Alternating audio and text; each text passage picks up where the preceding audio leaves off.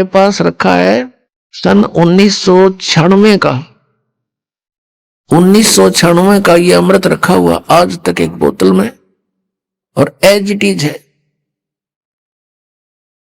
तो जिस परमात्मा की चर्चा करने मात्र से जल भी अमृत बन जाता है, तो पुण्यात्माओं इस जो सत्संग हम करते हैं, परमात्मा की महिमा सुनाते हैं, अमृतवाणी बोलकर सुनाते हैं, इससे पशु पक्षियों पर भी प्रभाव पड़ता है, चींटियों पर भी प्रभाव पड़ता है, पौधों पर, वृक्षों पर भी प्रभाव पड़ता है, और इनको भी बहुत कुछ शक्ति प्राप्त होती है, और समय आने पर इनको ये काम देगी, इनको लाभ देगी। तो उस सतलोक के अंदर कोई पदार्थ खराब नहीं होता, सड़ता नहीं, गलता नहीं, और सदाबहार वृक्ष हैं, सूखते नहीं, और वहां कोई काम नहीं। परमात्मा की याद में आत्मा भीगी रहती है, मस्त रहती है, बहुत आनंद रहता है, चर्चा चलती है, ऐसे मंडलियां बैठकर बतलाती हैं, और नीचे के दुखों को देखकर आंखों में आंसू आते हैं कि कैसे रजा हुई परमात्मा, हम कैसे निकला इस गंदते हैं। वहां जाकर जब नीचे को देखते हो ना, इसमें सड़ांध आती है, इस 21 ब्रह्मांड में तो सड़ांध दुर्गंध आती है। गरीबदास साहिब जी ने लिखा है कि लख योजन तक जात है या दुनिया की गंध, दुर्गंध इस पृथ्वी लोक पर रहने वाले प्राणियों के अंदर से निकल रहे ये बदबू, कहते हैं 1 लाख योजन यानी 12 लाख किलोमीटर तक ऊंचाई तक इसकी बदबू जाती है, स्मेल, बैड स्मेल जाती है। तो पुण्यात्माओं, इस प्रकार की विवेचन से आपका मन परमात्मा की तरफ आकर्षित होगा, और यहां से चलने की तैयारी करोगे। अन्यथा हम इसी व्यवस्था को फाइनल मान चुके हैं, मृत्यु तो होनी ही है, लेकिन मृत्यु से पहले बच्चों का विवाह हो जावे, और इनको भी भगवान संतान दे दे, इनका रोजगार ठीक हो जाए, फिर हम बेशक मर जावा। हमने इतना फाइनल कर रखा, बस ये हमारी फाइनल सोच है। अब कारण क्या है कि विकल्प नहीं था हमारे पास कोई भी। अब परमात्मा ने आकर दया करी अपने बच्चों पर, वो खजाना खोल दिया जो 600 वर्ष पहले परमात्मा ने कहा था, धर्मदास मैं आपको ये सारा ज्ञान बताऊंगा, लेकिन इस तत्व ज्ञान को अभी सार्वजनिक मत करना है। धर्मदास मेरी लाख दुहाई, ये सार नाम की तबार ना जाई, सार नाम बार जो पढ़ी, बिचली पीढ़ी हंस नहीं तरही। फिर कहा है कि धर्मदास मोरी लाख दुहाई, ये मूल ज्ञान कई बार न जाई, मूल ज्ञान बार जो पढ़ी, बिचली पीढ़ी हंस नहीं तरही। मूल ज्ञान को तब तक छुपाई जब तक ये द्वादश पंथ मिट जाई।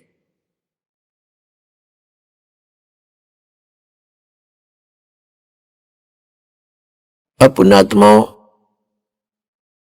उस परमात्मा ने आकर के अपना ज्ञान दिया, उस परमेश्वर ने आकर स्वयं ही हमारी सुध ली, अपनी जानकारी आप बताई आकर के।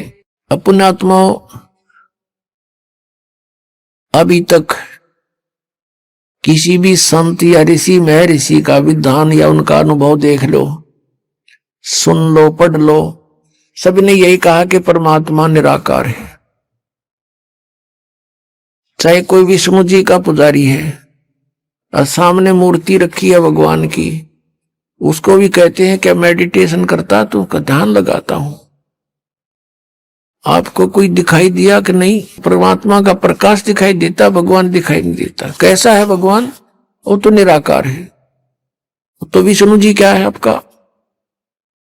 विष्णु जी क्या है? ये निराकार है, साकार। और फिर भगवान कौन है? यदि आप जी का इष्ट श्री विष्णु जी है और फिर आप मेडिटेशन में ढूंढ किसको रहे हो, कहते निराकार है वो, तो फिर विष्णु जी क्या है? इसको कहते हैं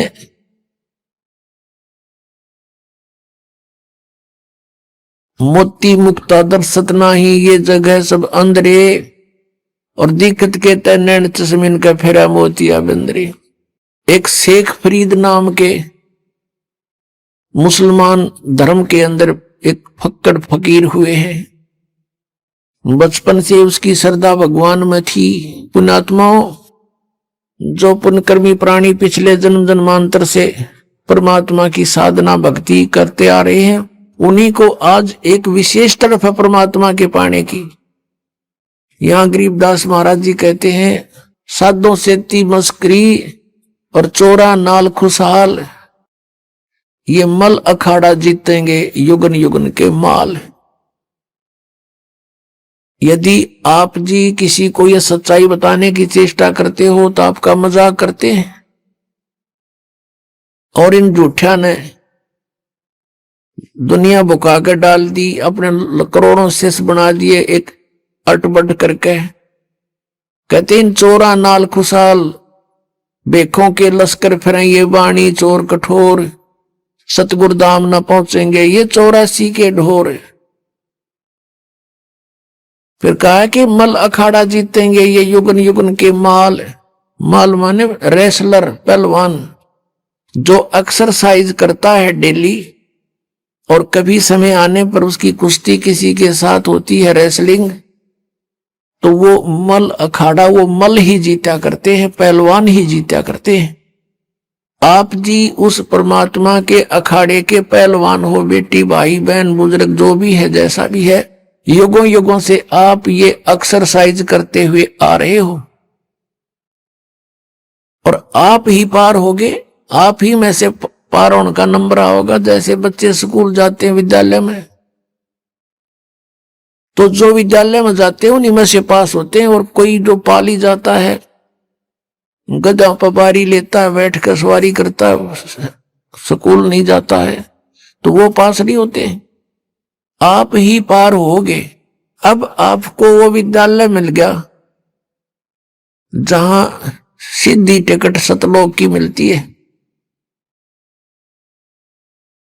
तो अब आप पिछले जन्म जन्मांतर से तपस्या साधना भक्ति जैसी भी पता लगा भगवान के लिए अवश्य प्रयत्नशील रहे हो, और तुम्हारे में से आज सिलेक्शन हो रहा है। आप कहीं भी गए हो, भगवान के लिए गए थे, किसी संत के शिष्य बने, या किसी मंदिर मस्जिद गुरुद्वारों में आपने जाकर साधनाएं की, कहीं गुफा में गए, कोई तप किया, कोई व्रत किया, परमात्मा के लिए प्रयत्नशील थे। आप पिछले जन्मों के पहलवान थे, मल थे, आप माल थे पिछले जन्म जन्मांतर के, लेकिन आपको दिशा ठीक ना मिली, जिस कारण से आत्मा आपकी भगवान बिना नहीं रह सकती। इस काल ने हमारे को मूर्ख बनाने के तरीके बहुत अपना रखे हैं। कोई शुक्रवार का व्रत रख के अपने आप को संतुष्ट मान रहा, रखे रहे। कोई सोमवार का व्रत रखता है तो बहुत अच्छा, रखे रहे, क्योंकि सैकड़ों समर्थक है, हाँ सही है, मैं भी करता हूं। और ये किसी को नहीं पता कि गीता जी के 16वें अध्याय के 23वें श्लोक में लिखा है कि शास्त्र विधि को त्याग कर जो मनमाना आचरण करते हैं, उनकी न तो गति होती है, न कोई सुख प्राप्त होता है, न उनकी कोई सिद्धि प्राप्त होती है, यूजलेस।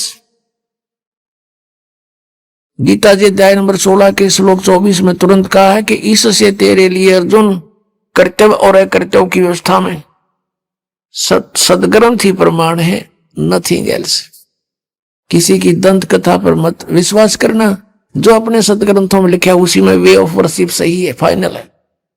अब जैसे ये श्री कृष्ण जी के पुजारी पवित्र हिंदू धर्म में जितने भी पुण्यात्मा हैं, अब गीता जी को सिरोधार्य मानते हैं और नाम जपते हैं, हरे राम हरे कृष्ण, राधे राधे श्याम मिला दे, ओम नमः शिवाय, ओम भागवते वासुदेव नमः, एवं नमः। ये पता नहीं कितने मंत्र बना रखे।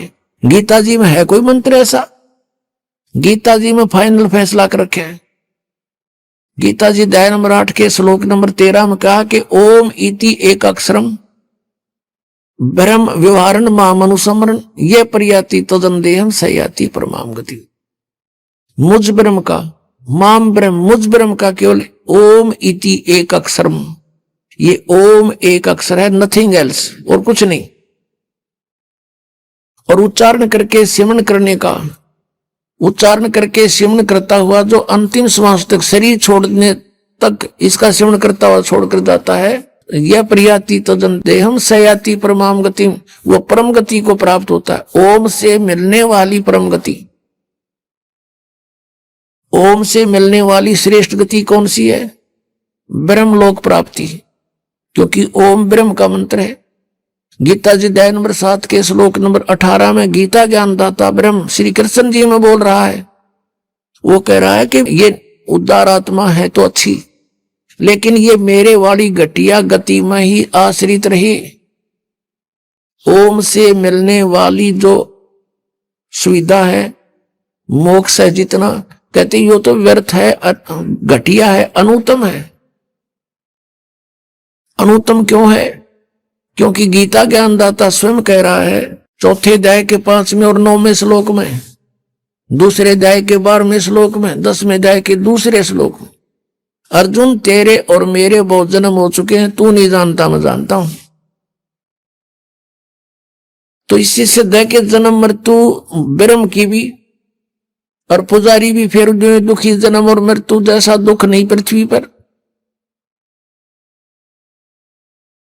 इसलिए गीता ज्ञानदाता 18वें अध्याय के 62वें श्लोक में कहता अर्जुन तू सर्वभाव से उस परमेश्वर की शरण में जा, उसकी कृपा से ही तू परम शांति को और सनातन परम धाम को प्राप्त होगा।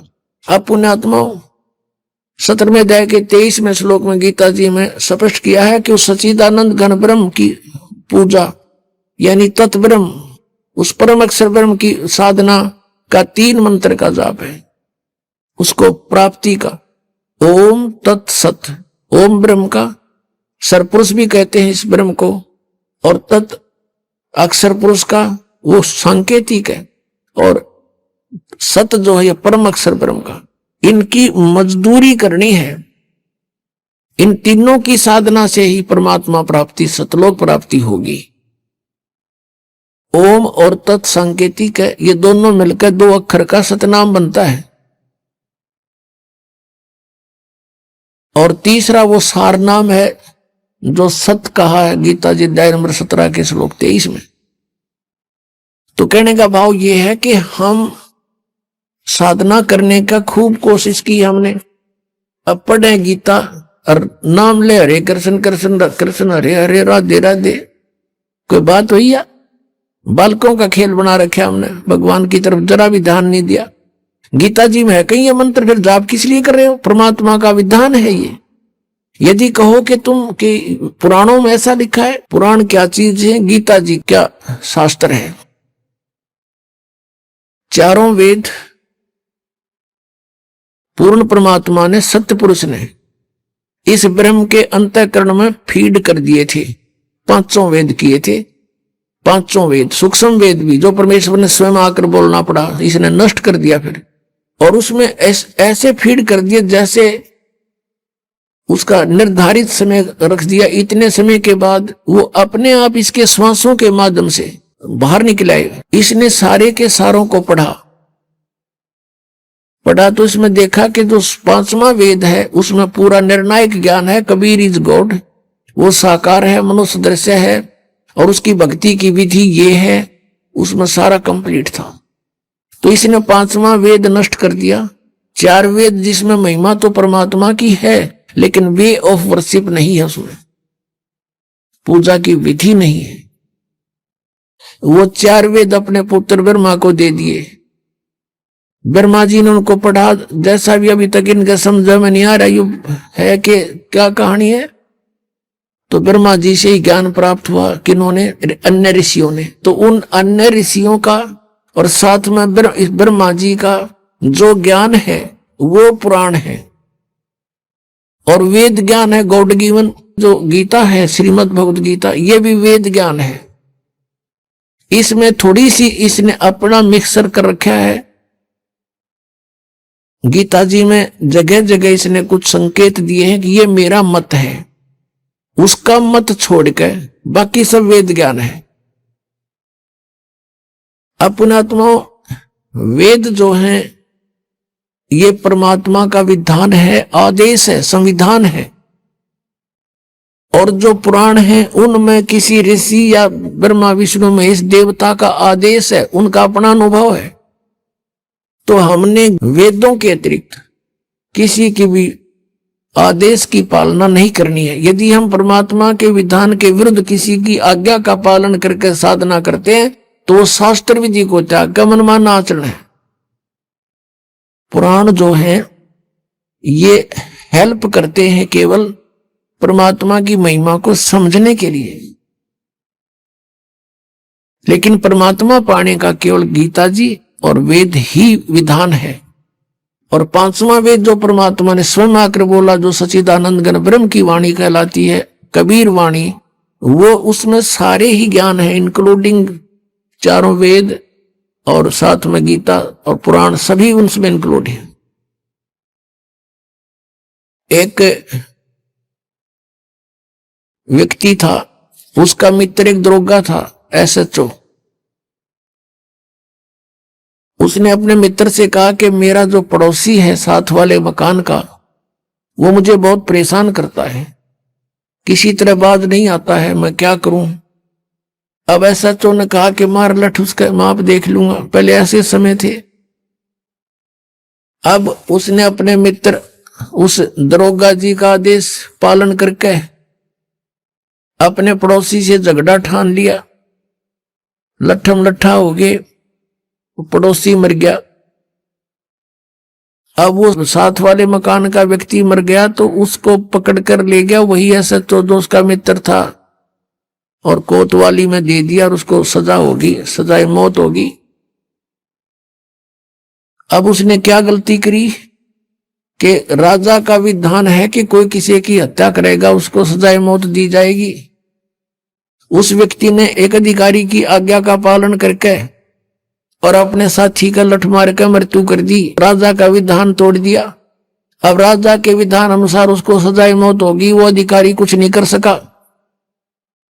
तो पुण्यात्माओं, हमने ऐसे जानना है कि जो वेद और गीता ये परमात्मा का विधान संदेश है, इसमें जो लिखा वही फाइनल है। इसके अतिरिक्त ऋषियों की, देवताओं की जो अपने अनुभव की बातें हैं वो हमने पूजा की विधि में स्वीकार नहीं करनी, क्योंकि वो एक अधिकारी का आदेश हो जाएगा, उसको पालन करने से भगवान का विधान खंड हो जाएगा और हम दोषी अपराधी हो जाएंगे। अब प्रसंग चल रहा है कि आज तक हमें परमात्मा की जानकारी यथार्थ रूप में नहीं हुई। एक शेख फरीद नाम का मुसलमान धर्म में उत्पन्न एक पुण्यकर्मी प्राणी था। पुण्यात्माओं, हम आज से नहीं जन्म मर रहे हैं, असंख्य जन्म हो गए, और इस चतुर्युगी में हम सतयुग से लेकर आज तक जन्मते मरते रहे हैं। और इस कलयुग से पहले हम अलग, ना कोई मुसलमान था, ना हिंदू था, ना सिख था, और ना ही कोई मुसलमान था, ना ईसाई था। सब वैदिक धर्म को मानने वाले होते थे, वेदानुसार ओम नाम का जाप करते थे, और कोई साधना वो सिर्फ यज्ञ हवन आदि करते थे, 500 यज्ञ किया करते थे। अब हमारे आपस में संस्कार एक दूसरे के मिक्स हैं। आज कोई हिंदू धर्म में जन्मा है तो कल मुसलमान धर्म में जन्म ले सकता है। आज कोई मुसलमान धर्म में कट्टर हुआ बैठा, कल मृत्यु होगी, उसके बाद वो हिंदू धर्म के अंदर जन्म ले सकता है, ईसाई के भी ले सकता है। ईसाई भी की मृत्यु के बाद ईसाई भी यहाँ आ सकते हैं हिंदू धर्म में, और सिख धर्म में भी जा सकते हैं। तो कहने का भाव यह है कि हमने अपनी बुद्धि को बहुत ऊपर उठाना पड़ेगा, तब हम इस काल के जाल से निकल पाएंगे। तो पुण्यकर्मी प्राणी शेख फरीद पिछले संस्कार प्रबल थे उसके लिए थोड़ा सा कथा सुनाते हैं कि वो शरारती बहुत था, उलाने बहुत लाता था, गांव में जाकर के दूसरे बच्चों के साथ झगड़ा कर देता था, किसी को कुछ छेड़छाड़ कर देता था आपस में बच्चों के साथ, या किसी के घर में घुस के उनका कोई बर्तन उटपटंग कर देता था, उलाने आते थे। उसकी माता बहुत तंग होगी, उसने सोचा अब क्या करूं, इसको कैसे शांत करूं। तब उसने एक दिन सोचा कि इसको कहती हूं कि बेटा तू नमाज कर ले, शेख फरीद की माता ने कहा कि बेटा तू नमाज करा कर।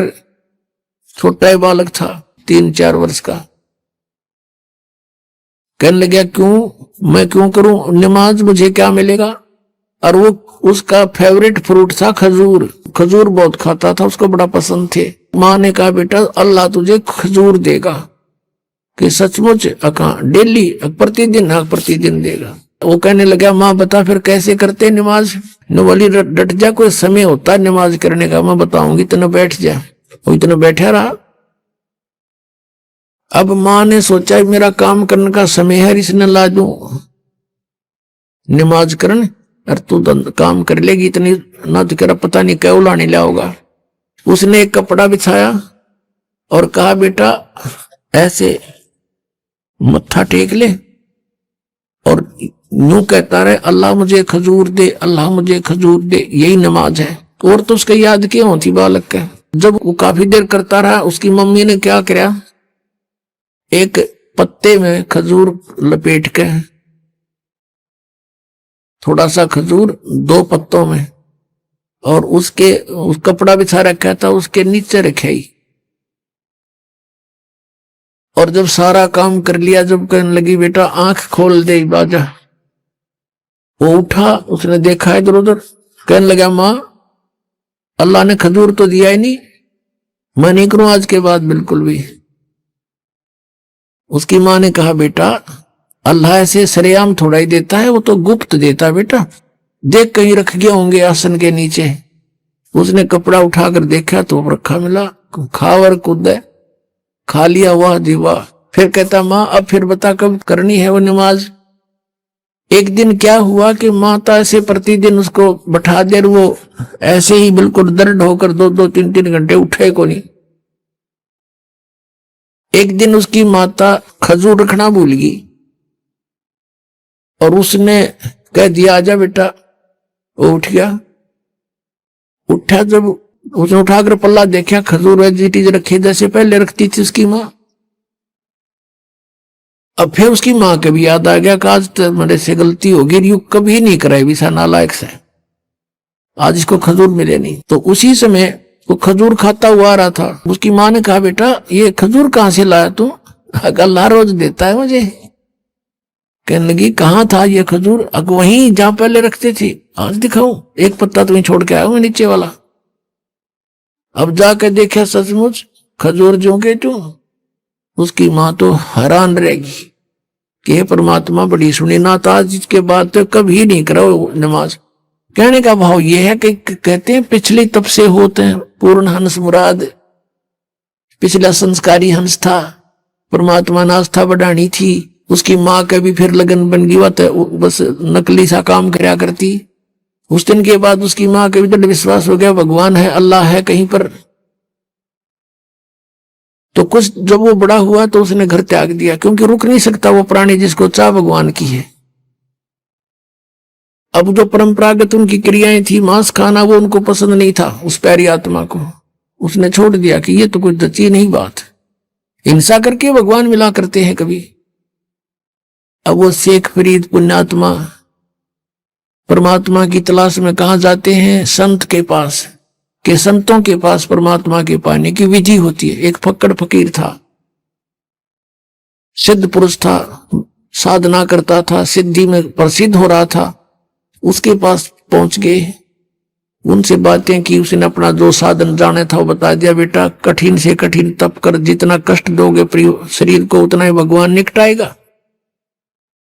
अब शेख फरीद तो गई भगवान पाने के लिए थे, दिन रात अपने खूब कष्ट करें, जो भी गुरुजी आदेश दें वही पालन करें। अब शेख फरीद गए हुए थे किस लिए, परमात्मा के लिए, और गुरुजी के आदेश का 100% पालन करते थे। उस आश्रम में उनके पास और भी 5-7 शिष्य रहते थे। और शेख फरीद के जाने के बाद वो ज्यादा प्रिय लगने लगा, क्योंकि वो हर कार्य को उनकी इच्छा अनुसार करता था। ऐसे बैठा रहता था या खड़ा रहता था जब तक आज्ञा नहीं होती थी। उनके गुरुजी अधिकतर कार्य उसी से सेवा लेते थे। तो अन्य शिष्य ईर्षा करने लगे, कि शेख फरीद तो गुरुजी के हृदय में बस गया और आश्रम इसको देंगे लास्ट में मृत्यु के बाद, और तुम रह गए अब घर छोड़ दिया परमात्मा पाने के लिए। और वहां जाकर फिर ये राग द्वेष अभिमान बढ़ाई की भूख ज्यों की त्यों, फिर किस लिए डले ढो रहे हो वहां पर? अगर तुमने आश्रम की जरूरत है, भगवान की नहीं रही, मान बढ़ाई की भूख है, तो भक्त नहीं। ये शेख फरीद में नहीं थी। अब अन्य जो शिष्य थे उन्होंने सोचा इसको गुरुजी की नजरों से गिराते हैं। वो जो सिद्ध पुरुष था, मुसलमान धर्म में फक्कड़ फकीर था, तपस्वी था, वो क्या करा करता, हुक्का पिया करता खाना खाते समय, और शाम के समय विशेषकर हुक्का पीकर तुरंत सो जाता था, सुबह बखत से उठ जाता था। तो आश्रम में प्रत्येक भक्त की एक दिन की सेवा बांट रखी थी कि इस दिन वो सारी सेवा करेगा, इस दिन वो करेगा, इस दिन वो करेगा। जिस दिन शेख फरीद की सेवा का टर्न आया, उस दिन अन्य सेवकों ने सोचा कि आज इसको गुरुदेव के नजरों से गिराते हैं। वर्षा का मौसम था लेकिन वर्षा नहीं हो रही थी। शेख फरीद ने शाम के समय खाना बनाया गुरुजी के लिए, और गुरुजी हुक्के के लिए पहले, गुरुजी के हुक्के के लिए पहले अग्नि तैयार कर देता था। उसने अग्नि तैयार कर ली थी, खाना खिलाने गया हुआ था। पीछे से उनके अन्य ईर्षालु साथियों ने वो अग्नि बुझा दी, पानी पूनी छिड़क दिया। अब शेख फरीद ने तो ये सोचा था कि 2 मिनट में हुक्का भर के दे दूंगा, और वो गुरुजी इतना क्रोधी था, अगर 5 मिनट लेट हो जाता ना हुक्का कोई भी किसी कार्य में, उससे इतना नाराज हो जाता, उसको डंडे मारता था और कई दिन तक उसको सेवा नहीं देता था।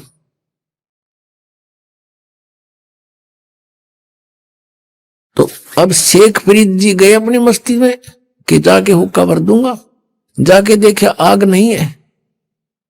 अब शेख फरीद को तो भाई चिंता का विषय हो गया, इधर देखा उधर देखा, अग्नि नहीं बिल्कुल भी। थोड़ी सी दूर पर देखा कि गांव था, नगर था, वहां से 1 किलोमीटर की दूरी पे वहां धुआं उठ रहा था। चलम उठाकर भाग लिया पूरी स्पीड तक। वहां जाकर देखा तो एक माई चूल्हे में अग्नि जलाने की चेष्टा कर रही थी, फूंक मार रही थी और आंखों में पानी गिर रहा था। धुआं वापस आकर उसको परेशान कर रहा था। अब शेख फरीद दौड़ा दौड़ा गया, माई माई कहाँ, कौन है? हाँ महाराज क्या बात है? कि माई आग दे दो, हुक्का भरना है। वह माई थी नरी निकम्मी, नो बोली आंख फूट जाना जब आग मिला है, आंख फुटवा ले तू भी अपनी। अब वो बोला आदमी था, साधु संत बोले वाले होते हैं, अकमाई आंख फूटने से अग्नि मिल जाएगी? कहाँ मिल जाएगी? वन्यों का कर फिर फू फू करने लगेगी। अब उसने दे के चिमटा आंख में और बाहर निकाल कर रख दी, ले माई आग दे दे मुझे, ये आंख फोड़ ली मैंने। अब माई ने देखा, उसके तो पाया तलेगी धरती निकलेगी कि तू उस महात्मा का शिष्य है, वो बड़ा सिद्ध पुरुष है, और उसने कुछ वचन बोल दिए तेरा नाश हो जाएगा।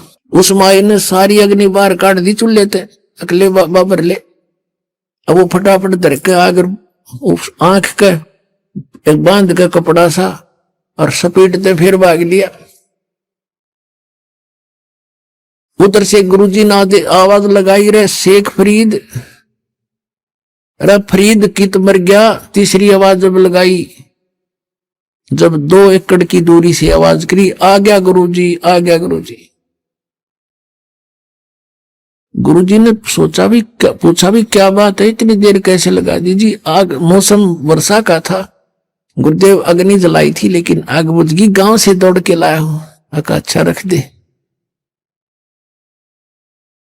अब अग्नि रख दी, वो तो हुक्का पी के सोने की तैयारी